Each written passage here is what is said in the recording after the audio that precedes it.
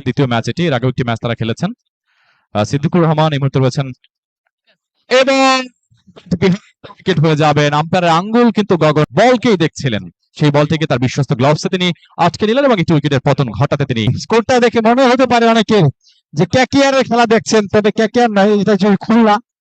বলতে আবার কিন্তু লম্বা একটা রান আপনি ইতিমধ্যে শুরু করে থাকেন এবং কিন্তু দেখা যাক একজন ফিল্ডার আছেন রয়েছেন মিডিয়েটলি ক্যাচের মতো এবং পতন, আরো একটা উইকেটের পতন পথে দুটি বল বল পিচিং করেছিলেন অফ স্টাম্পের সামান্য বাইরে কিছুটা দিচ্ছিল, সেই বলটাকে কিন্তু ব্যাটটা চালিয়েছিলেন ব্যাটে।